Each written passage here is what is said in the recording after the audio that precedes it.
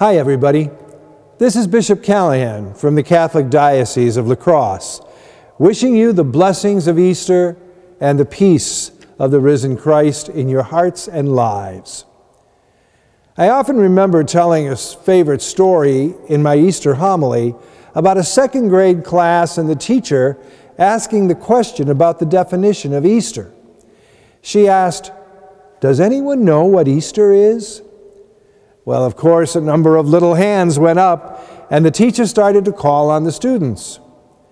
One child said, "Easter is when we give cards to one another and tell each other that we love them." "Well, not exactly," said the teacher. "It sounds like you're describing Valentine's Day." Another child spoke of special presents and gifts in colorful packages. "Well, that sounds more like Christmas," said the teacher, beginning to wonder if this was such a good idea after all. One little student was just exhausting himself, trying to get the teacher's attention. "Yes, Johnny," she said. "What is Easter?" Little Johnny jumped up to recite, exclaiming emphatically, "Easter is when Jesus came out of the tomb." Joyfully, the teacher responded, "Yes, Johnny, you're correct." But before she could finish her response, Johnny continued, "And if he sees his shadow, there'll be 3 more weeks of winter." Of course, there's usually a good deal of laughter from the congregation when I tell that story, but I like it because it emphasizes some very important things for us. One of the most important things this little story makes clear for us is pure and simple.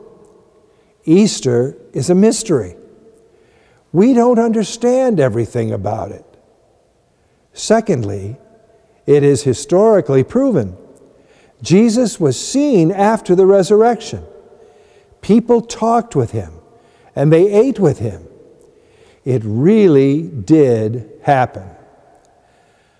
God does not have to explain himself to us. He does some things that demand a certain amount of faith, something that goes beyond our normal way of thinking. God takes our way of thinking to a new level.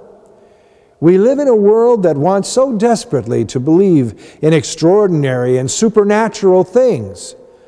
Our faith is filled with those things. Yet, when people are asked to put their faith in God, who makes these miracles happen, they fall back and seek other answers, much like our little student who reasons back to the groundhog story. The resurrection of Jesus from the dead is phenomenal good news. It changes everything, and it proves everything. God is speaking the truth in Jesus, and the resurrection confirms that everything Jesus says is the truth. Thus, to choose not to believe in him, to not accept the mystery and the simplicity of the resurrection, is to stay in the darkness and prefer to deal with the day-to-day situations we may encounter without the benefit of real life.